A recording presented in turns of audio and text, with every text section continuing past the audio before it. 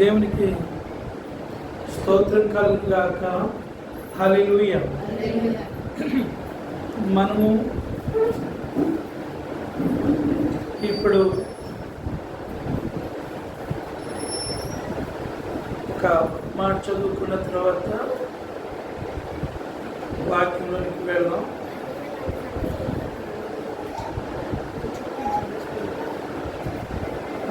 లూకాసు వార్త 8వ అధ్యాయం 4వ వచనం.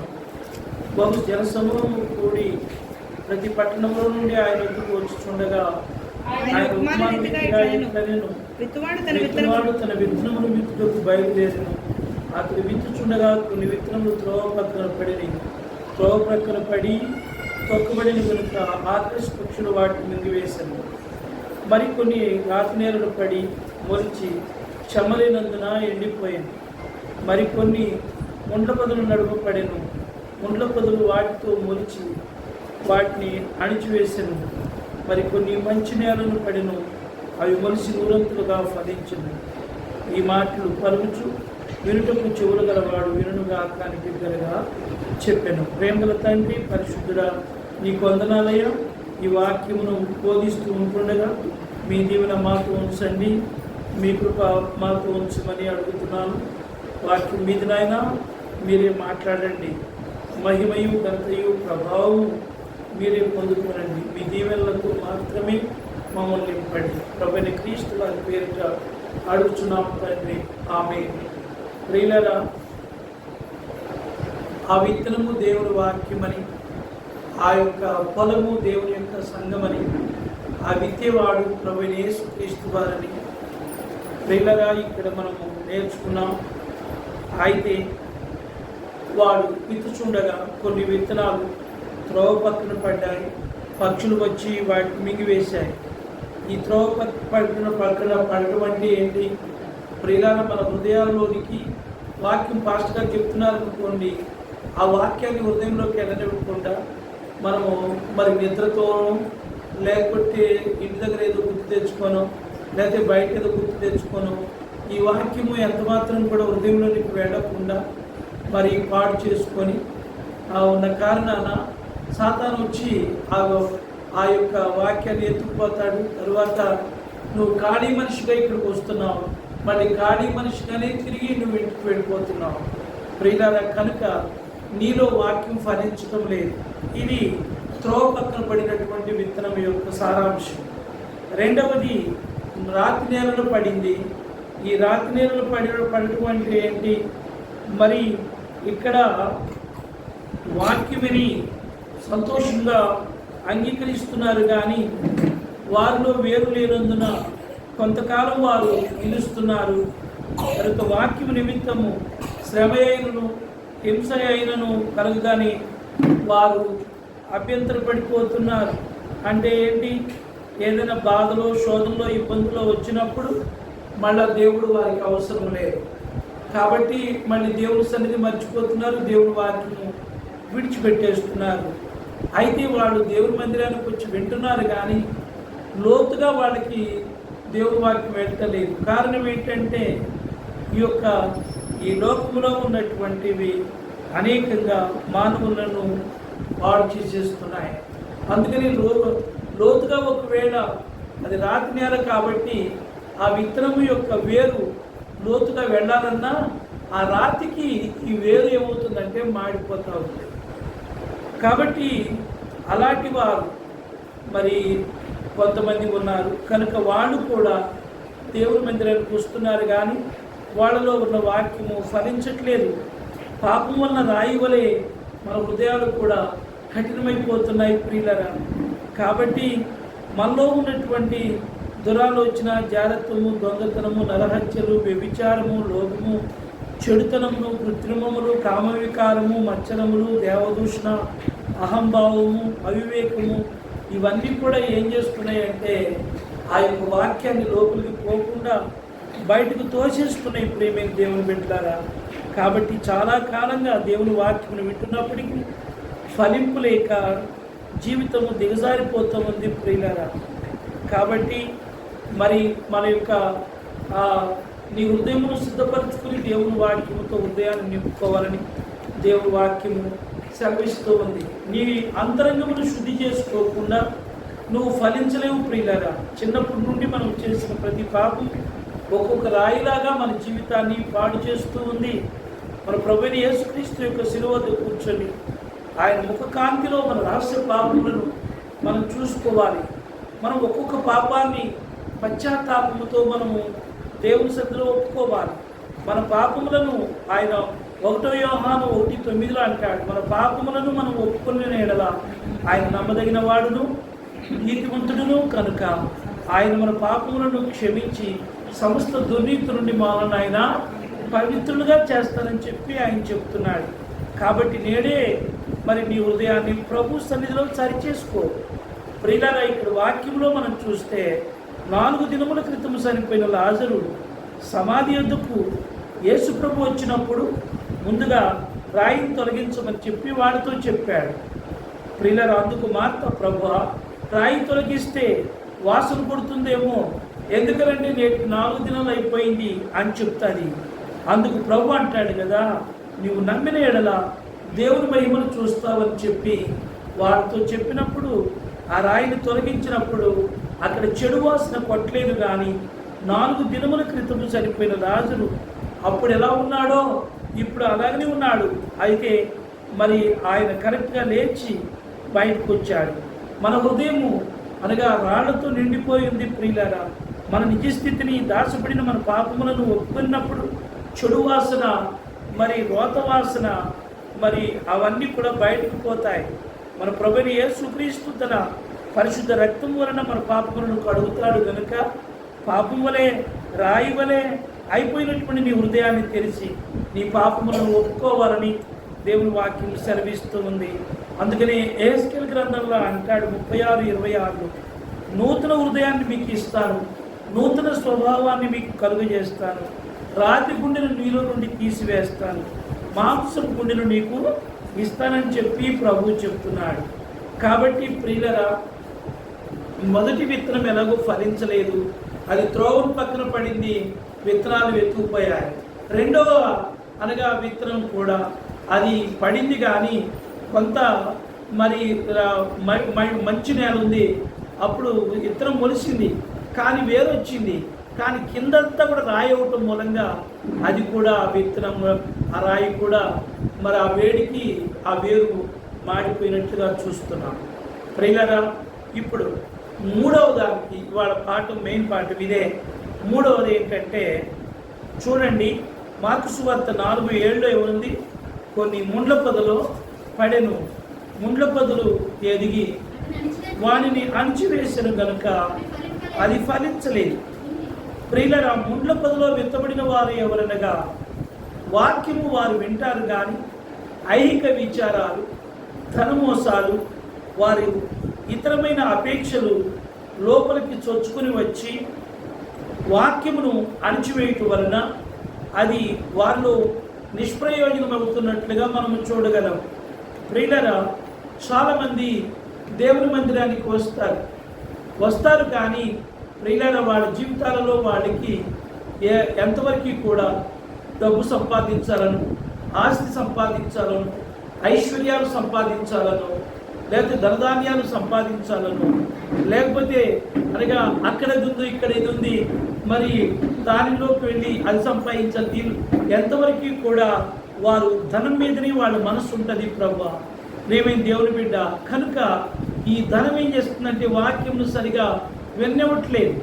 ఒక అమ్మాయి పనికెళ్ళిందట, పనికెళ్ళిన అమ్మాయి అనుకుంటుంది, అయ్యో మరి పనికొచ్చాను, బంగారం వంటి వాక్యం, దేవుని వాక్యం పోతుందని పనికెళ్ళిన అమ్మాయి అనుకుంటుందట. దేవుడు సంధికి వచ్చిన అమ్మాయి అనుకుంటుందంట, అయ్యో ఈ వాక్యం అనుకోతే ఏమైంది, బంగారం వంటి పనిపోయింది, డబ్బులు పోయినాయి అనేమో అనగా ఇక్కడికి వచ్చిన అమ్మాయి అనుకుంటుందట. ప్రేమైనటువంటి వాళ్ళ ఈ అమ్మాయి దేవుని మందిరానికి వచ్చింది, కూర్చుంది, వాక్యం వింటుంది.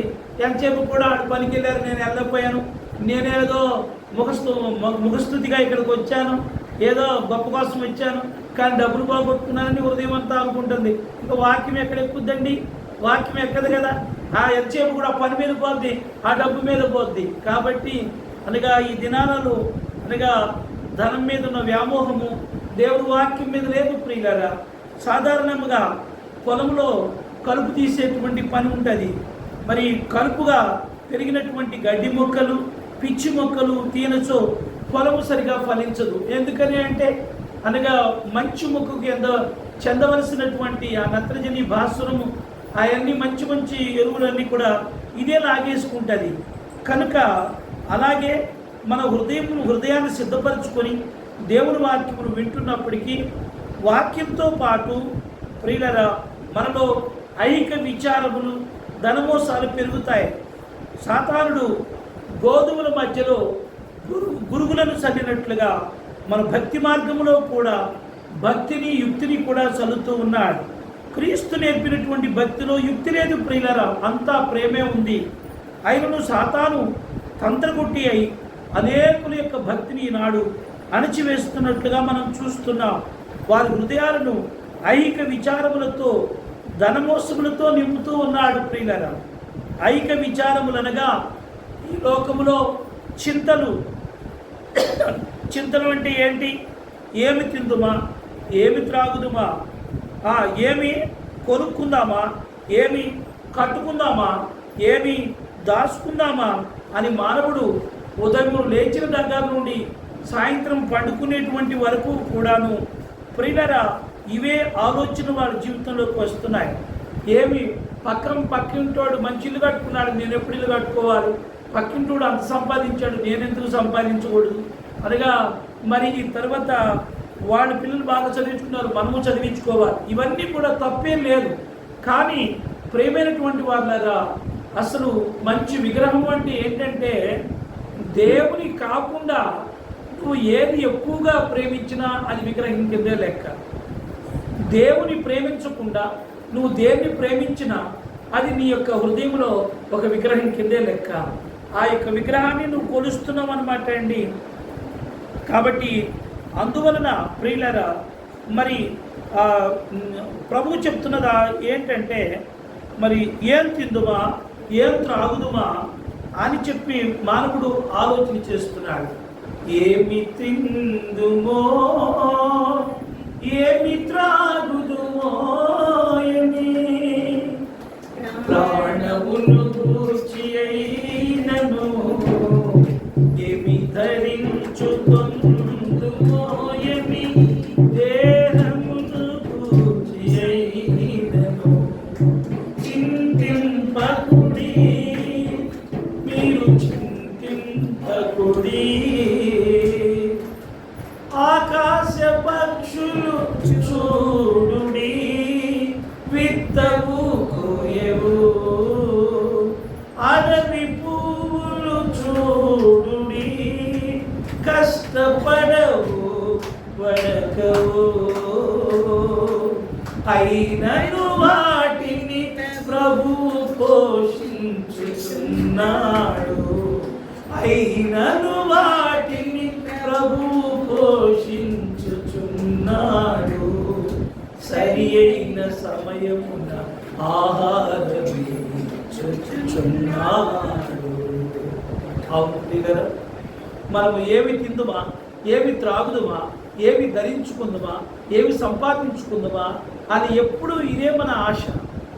కానీ గమనించండి, మనము అనగా వీటి గురించి ఆలోచిస్తూ ఉంటాం. కానీ నీకన్నా తక్కువ జాతి, నీకన్నా మరి ఏమి లేని పక్షులు ఇవన్నీ కూడా ఇలాంటివి ఆలోచిస్తలే. అవి ఆనందంతో సంతోషిస్తున్నాయి. అవి ఎంతవరకు కూడా దేవుని స్తుతిస్తూ గనపరుస్తూ ఉన్నాయి.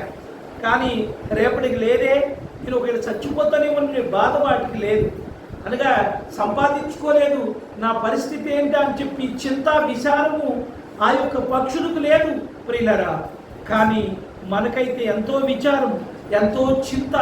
అనగా మనం అంత సంపాదించలా, ఇంత సంపాదించలా, అంత కూడబెట్టలా, ఇంత కూడబెట్టలా అని మనం ఎంతవరకు కూడా ఐక్య విచారాలతో, ధనమోసాలతో బాధపడుతున్నట్లుగా మనం చూస్తున్నాం ప్రేమైనటువంటి వాళ్ళరా. కానీ అనగా పక్షులు ఏం చేస్తున్నాయి? తెల్లవారుచుండగని పక్షులు కిలకిలమని దేవుని స్తుతించును. తెల్లవారుచుండగని పక్షులు కిలకిలమని దేవుని స్తుతించును. కమీన కలుగు దేవుని రీతిగా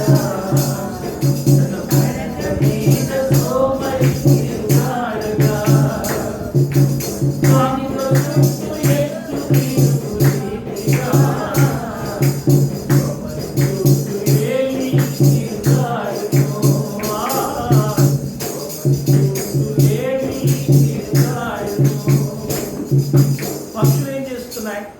తెల్లారంగానే ఏం చేస్తున్నాయి? కిలకిల కిలకిలమనే కోలాహలము చేస్తున్నాయి. అవి అనగా అన్నీ కూడా సమిష్టిగా బయలుదేరుతాయి. అది క్రమంగా పైనుంచి వెళ్తున్నప్పుడు ఎంత అందంగా కనపడతాయి చూసారు. అవి అనగా భలే ఆకారాలు కూడా ఆకారాలుగా పక్షులన్నీ వెళ్తాయి. ఎక్కడికి వెళ్తే ఏదో తెలియదు కానీ సక్రమంగా అవి ఆహారం తీసుకుని తిని మళ్ళీ సాయంత్రం కల్లా వాటి గోళ్ళకు చేరుకుంటాయి. అనగా పక్షులకు ఉన్నటువంటి విధానం కూడా మానవునికి రాడు లేదు అని చెప్పి అనగా దేవుడు వాక్యములో వాక్యకారుడు చెలవిస్తూ ఉన్నాడు. ప్రేమైనటువంటి వాళ్ళరా, పక్షులకున్న తెలివితేటలు కూడా, పక్షులకున్న జ్ఞానం కూడా మీకు లేదా?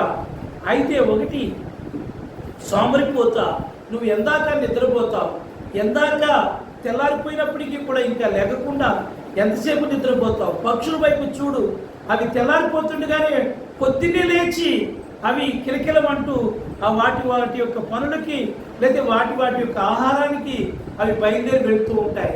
అనగా పక్షులకున్న తెలివి కూడా నీకు లేదా అంటాడు. కొన్ని చోట్ల అనగా చీమలను కూడా చూపిస్తాడు. మన తెలివిని మరి బయలుపరచడానికి కాదు, చీమలను కూడా ఉదాహరణగా తీసుకుంటాడు.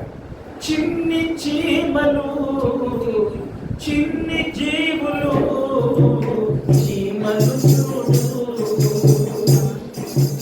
వాటికి ఏ ఏలిక లేనే లేదు, వాటికి ఏ ఏలిక లేనే లేదు, అయినా అవి క్రమముగా నడుచును, వేసవిలో ఆహారం కూర్చును,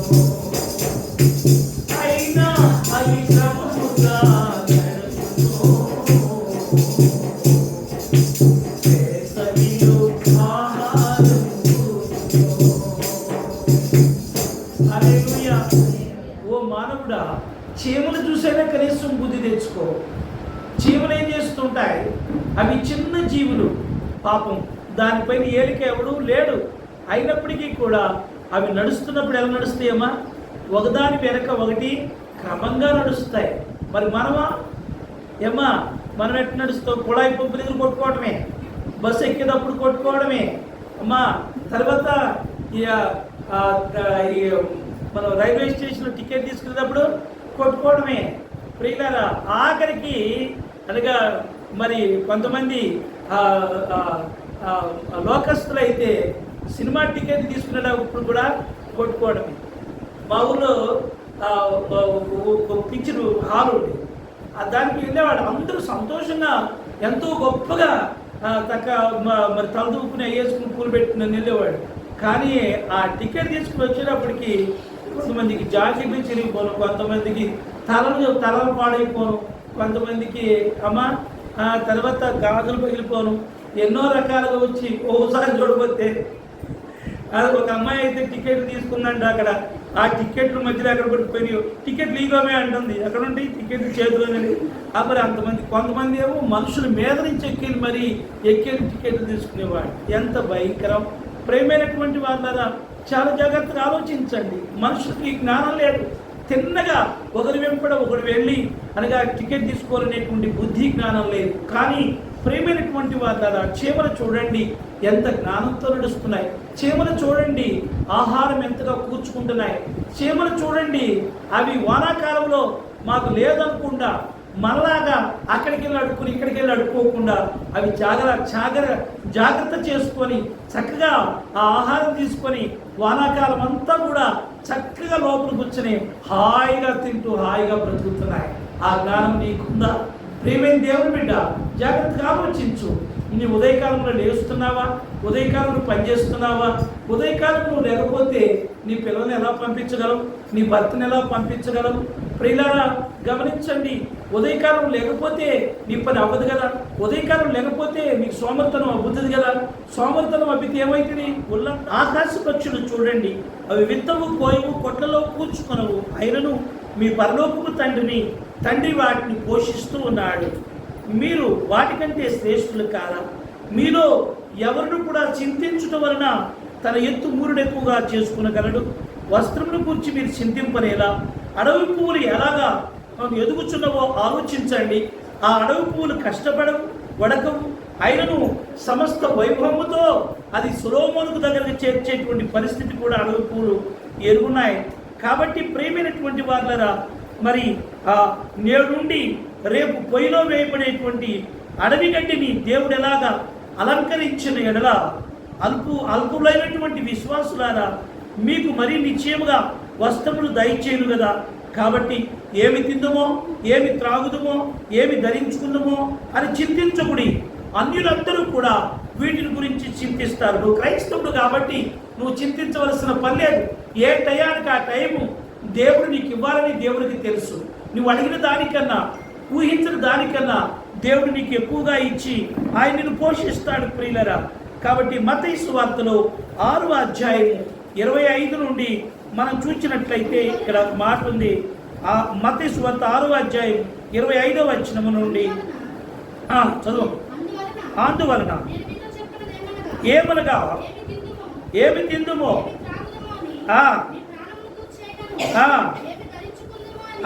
పర్లేదు ఇంకొద్దది. కాబట్టి మీరు ఆయన రాజ్యమును, ఆయన నీతిని మొదట వెతకండి, అప్పుడు అవన్నీ కూడా మీకు అనుగ్రహింపబడను. రేపేం జరుగుతుందో అని నీవు చింతించవద్దు. రేపు అన్నం ఉంటుందో లేదో, రేపు అయి ఉంటుందో. ఇశ్రాయేలు ప్రజలు ఏం చేశారు తెలుసా? అలా లేక పాపం దేవుడు మన్నాన్ని ఇచ్చాడు పరలోకం నుండి. వాళ్ళు ఏం చేశారు తెలుసా? రేపు ఉంటుందో లేదో అని చెప్పి వాళ్ళు ఏం చేశారు? ఫుల్గా తిరిగి మళ్ళీ వాటిని గొడవలో కట్టుకున్నారు. కానీ ఏమైంది? అది అమ్మా మొక్కలొత్తం కాదు, అసలు అవి కంపు కొట్టి కుళ్ళు కొట్టేసింది. కుళ్ళిపోయింది ఆహారం అంతా కూడా. అనగా భీకరమైనటువంటి వాసన వచ్చేసింది. కాబట్టి ప్రియులరా, మళ్ళీ ఏ రోజుకు ఆ రోజు దేవుడు నేను ఇస్తానని చెప్పిన మాట ఆ ఇశ్రాయేలు వినకపోయిన కారణంగా అమ్మో రేపు ఎట్లాకి ఆహారంగా చెట్ట బ్రతకాలనేటువంటి కోరికతో వాళ్ళు ఆహారం మూట కట్టుకున్నారు. కానీ అవంతా కుళ్ళిపోయింది. ఏ రోజుకు ఆ రోజు వాళ్ళని దేవుడు పోషిస్తూ వచ్చాడు. దేవునికి స్తోత్రం కలుగునుగా. అనగా నీకు ఇవ్వాలన్న సంగతి నాకు తెలియదా అని దేవుడు అంటున్నాడు. అయినను మానవుడు సమస్తము ఇవ్వగలిగిన దేవుని యందు విశ్వాసం ఉంచి ఆయన నీతిని, ఆయన రాజ్యమును ప్రియులరా మొత్తం వెతుకువాడు సమస్తమును పొందునని మర్చిపోవచ్చున్నాడు. ఇది ఎంత విచారకరం. మనము ఈ లోకంలోనికి ఏమీ తేలేదు, ఈ లోకములో నుంచి ఏమీ తీసుకొని పోలేము ప్రియులర. కాక అన్న వస్త్రములు కలిగిన వారమై వాటితో తృప్తి పొంది ఉందుమో. కానీ ధనవంతులకు దానికి అపేక్షించువారు శోధంలోను 1వ తిమోతిలో అంటాడు ఈ మాటలు. 1వ తిమోతి 6వ అధ్యాయం 6వ వచనం నుండి 10వ వచనం వరకు ఈ మాటలు ఉంటాయి. ధనవంతులకు అపేక్షించువారు శోధంలోను ఉరిలోను అవివేక యుక్తములను హానికరములైన అనేక దురాశల్లోనూ పడుదురు. అటివి మనుషులను నష్టములోను నాశములోను ముంచివేయను. ఎందుకనగా ధనాపేక్ష సమస్తమైన కీడులకు మూలము. కొందరు దానిని ఆశించి విశ్వాసము నుండి తొలగిపోయి నానా బాధలతో తమ్మును తామే పొడుచుకొనివి. ప్రియులరా, దేవుని యొక్క కృపను బట్టి ప్రియులరా, ఈ దినాల్లో ధనాశ ఎంత భయంకరంగా ఉందో చూడండి ప్రియులరా. అనగా ఏమి చేయకపోయినా నీ ధనము తీసుకుని నువ్వు రోడ్డు మీద వెళ్తుంటే అనగా పొడిసి ధనాన్ని తీసుకునే వాళ్ళు ఎంతోమంది ఉన్నారు. ఇవాళ తండ్రి డబ్బులు ఇవ్వలేదని తండ్రిని పొడి చేసేటువంటి పిల్లలు ఎంతోమంది ఉన్నారు. ప్రియులరా, ధనాశ అన్నిటికీ మూలం. ఆ ధనము ఉండటం మూలంగా ధనం వచ్చిన మదమెచ్చునని, అనగా ధనం ఎప్పుడైతే ఉందో గర్వం పెరిగిపోద్ది. ధనం ఎప్పుడైతే ఉందో ఎవరిని లెక్క చేయం. ధనం ఎప్పుడైతే ఉందో అనగా అందరినీ చిన్న చూపు చూస్తాం. ప్రేమైన దేవుని బిడ్డ గమనిస్తున్నావా? ఈ ధనము ఎట్లా వచ్చిందో అట్లని వెళ్ళిపోతండి. ఈ ధనము ఏది నిలవదు. దాని కర్మేం కాలిందో, ఆ రాసిన భక్తుని యొక్క కర్మేం కాలిందో తెలియదు. ఆ పాట చచ్చినప్పుడే పాడతాం, ఇంకెప్పుడు పాడరు ఆ పాట. అసలు ఎంత అర్థమో ఆ పాటలో ఉందో తెలియదు. కాబట్టి ప్రియులరా, ధనము ఆశించి అనేక మంది అనగా చనిపోయినట్లుగా చూస్తున్నాం. ధన సంపాదన కొరకు ప్రయాసపడేవాడు దేవుని ఇష్టడుగా ఉండలేడు. ధనం మీదనే ఆశపడ్డవాడు దేవునికి ఇష్టడుగా ఉండలేడు. మీకు తెలుసు, సొలొమోను ధనంకే ఆశపడ్డాడు. ధనం సంపాదించాలనుకున్నాడు. వచ్చిన ధనాన్ని ఎలా దాచుకోవాలనుకున్నాడు. వచ్చిన బంగారాన్ని ఎలా దాచుకోవాలనుకున్నాడు. దేవునికి వ్యతిరేకంగా ఆలోచన చేశాడు. నేను అనగా అనేక మంది స్త్రీలను కనుక రాజుల భార్యను కనుక పెళ్లి చేసుకుంటే ఈ ధనం ఎట్లా ఉండిపోద్ది అనుకున్నాడు. కానీ ధనమైతే ఉండిపోయింది, రాజులైతే రాజకుమార్తెలైతే వచ్చారు. కానీ తనలో ఉన్నటువంటి భక్తిభావం అంతా పైకి వెళ్ళిపోయింది. చివరికి మొత్తం అంతా ఆత్మవశుడైనటువంటి సొలొమోను మామూలు మనిషిగా మిగిలిపోయాడు. చివరికి విగ్రహారాధుడుగా మిగిలిపోయాడు. చివరికి తన ఆస్తిపాస్తుల ఐశ్వర్యాలన్నీ తనతో నుంచి పోయినాయి. చివరికి ఎందుకు పనికిరాని దిక్కుమాలినటువంటి దరిద్రుడు అయిపోయాడు. ప్రేమైన దేవుని బిడ్డ గమనిస్తున్నావా? ధనమే శాశ్వతం అనుకుంటున్నావా? ఈ ధనంతోనే అనగా నా జీవితం గడపాలని చుట్టున్నావు అనుకుంటున్నావా? లోకమే స్థిరమని నమ్ముతున్నావా? లోకమే స్థిరమని నమ్మిడి ప్రజలారా, నీకు లేనే లేదని పరలోక రాజ్యము.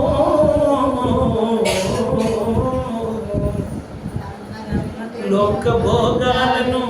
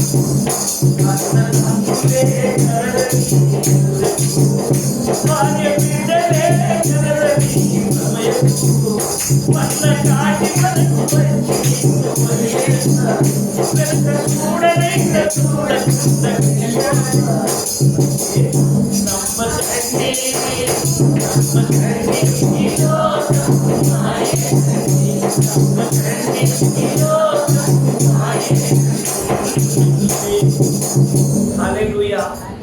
ధనం ఎక్కడుందో అమ్మా, ధనం ఎక్కడుందో అక్కడ అమ్మ మన మనసు ఉంటుంది. ఒకసారి ఆ కొట్టుదుర్గమ్మ గారు జ్వరం వచ్చింది. వాళ్ళ అబ్బాయి సీను చచ్చిపోయాడు. వాళ్ళ అబ్బాయి అన్నాడు, కొడుకుని పాపం సగి జ్వరం బాగా వచ్చింది అన్నాడు. అయ్యగారు ఎన్ని వద్దు, అయ్యగారు ఎన్ని వద్దు, ఒక 1000 రూపాయలు కట్టి తీసుకొచ్చి ఎక్కిట్టిట్ట పైకి ఎట్టిట్టారని మా అమ్మ దెబ్బ తెలుసుద్దాం. చూడండి ప్రియులారా, అంటే ఆమె కాదు, ధనం చూస్తే కొంతమంది ఆనందంగా ఉంటుంది. ఇంట్లో ధనం లేకపోయేటప్పటికీ దిక్కుమాలలాగా అటు ఇటు తిరుగుతుంటాం. ఆ డబ్బులు లేకపోతే మాత్రం దిక్కుమాల మొహం వేసుకొని దిక్కుమాలలాగా అటు ఇటు తిరుగుతూ ఉంటాం. ధనం ఉన్నా లేకపోయినా ఒకే రీతిగా మానవుడు ఉండాలి. అది దేవుని యొక్క వాక్యం యొక్క నిదర్శనం. ప్రేమైనటువంటి వాళ్ళరా, డబ్బు ఉన్నప్పుడు ఒక రోజున, డబ్బు లేనప్పుడు ఒక రోజున, మేడ ఉన్నప్పుడు ఒక రోజున, పూలు గుడిసున్నప్పుడు ఒక రోజున, అమ్మా అలా ఉండకూడదు. అలా ఉంటే దేవుడు మనల్ని మెచ్చడు. కాబట్టి ఎవడనూ ఇద్దరు యజమానులకు దాసులై ఉండలేదు. దేనికి ఒకడు సిరికిని దేవునికి దాసులై ఉండలేదు. సిరి అంటే ధనము అనగా సంపాదన.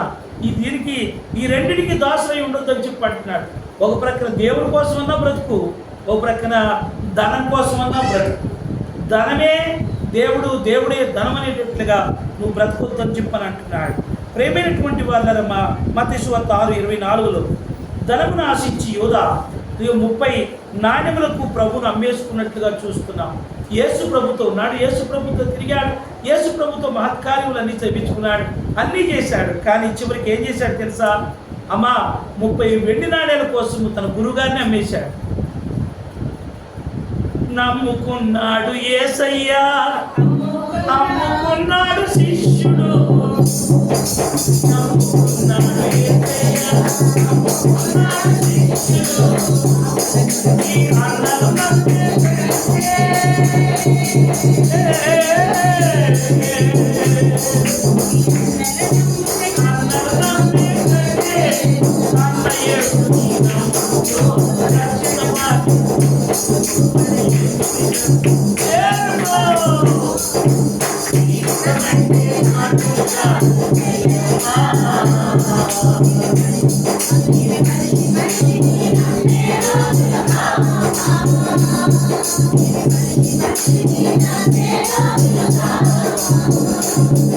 అంతే తిరిగినట్టే తిరిగాడు, దెబ్బ తమ్మేశాడు.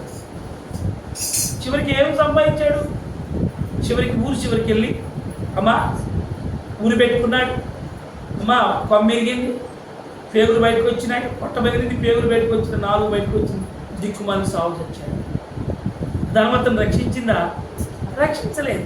అలాగే ఇక్కడ మనం చూసినట్లయితే మరి 2 తిమోతి 4:10 అంటాడు, లోకముని ప్రేమించిన దేమా అనేటువంటి వ్యక్తి కూడా పౌలు తత్వరకు ఉండి ఈయన దగ్గర ఉంటే నాకు ఏ డబ్బులు వచ్చేటట్టుగా లేవని చెప్పి పౌలు గారిని విడిచిపెట్టి వెళ్ళిపోయాడు. ప్రియులారా, అలాగనే యెహోషువ గ్రంథం 7:25లో ఉన్నటువంటి ఆకారుని మనం చూసినట్లయితే ఆకారు కూడా ఏం చేశాడమ్మా? మా దేవుడు స్పెషల్గా చెప్పాడు, అయ్యా మీరు ఎక్కడికి వెళ్ళినా నేను మీతో ఉండాలి అని అంటే ఖచ్చితంగా మీరు నా యొక్క మీ పరిశుద్ధతను కాపాడుకోవాలి, నా మీదనే ఆధారపడాలని చెప్పి 2 మాటలు చెప్పాడు. కానీ పరిశుద్ధత పోగొట్టుకున్నాడు. ప్రియులరా గమనించండి, ఏమైంది? 200 తులముల వెండి, 50 తులములు ఎత్తుకెళ్ళిన బంగారు కమ్మి, అనగా బబులోంచి తీసుకొచ్చిన చీనారు వస్త్రాలు, ఇవన్నీ తీసుకొచ్చి గుడారంలో పాతి పెట్టాడు. కారణం ఎంత అడిగినా కూడా యెహోషువ గారు చెప్పరా, పెద్ద చేత అడిగిచ్చాడు, తను అడిగాడు. చివరికి అనగా ఆయన ఇంటర్కాల్ ఇచ్చాడు, ఆయన కూడా బయటకు రాలా. చివరికి నా మీదకి వస్తుందా, ఈ 6 లక్షల మందిలో ఎవరో ఒకరి మీదకి వెళ్ళిపోద్ది అనుకున్నాడు. చివరికి తన యొక్క వంశం పేరు, తన ఊరి పేరు, తన ముత్తాత పేరు, తన తండ్రి పేరు, చివరికి తన యొక్క సమస్తం పేరు చెప్పుకుంటూ వచ్చి చివరికి ఆకాను చేశాడని చెప్పేశాడు. తప్పించుకొనుదువా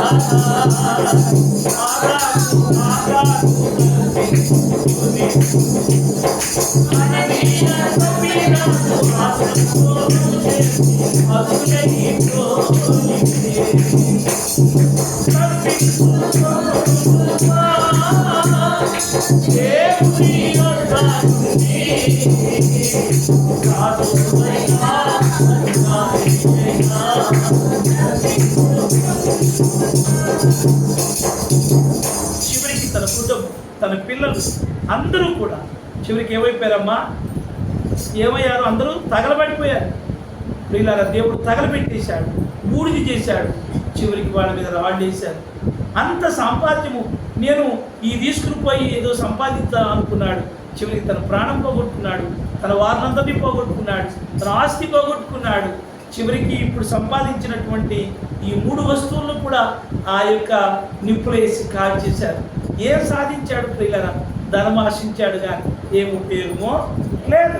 అలాగే ప్రియులరా, మరి 2వ రాజు గ్రంథం 5:27లో ఒక మనిషి కనపడుతున్నాడు. అతని పేరు గెహాజీ. ఈ గెహాజీ అనగా మరి దేవుని యొక్క సమక్షంలో బాగా ఎదుగుతున్న వ్యక్తే. కానీ ఏమైంది, అతడు డబ్బుల మీద ఆశపడ్డాడు, ధనం మీద ఆశపడ్డాడు, దుస్తుల మీద ఆశపడ్డాడు. సిరియా దేశపు సైన్యాధ్యక్షుడైన నయమోను కృష్ణుడు పోగొట్టుకుని పోతా ఉంటే, అయా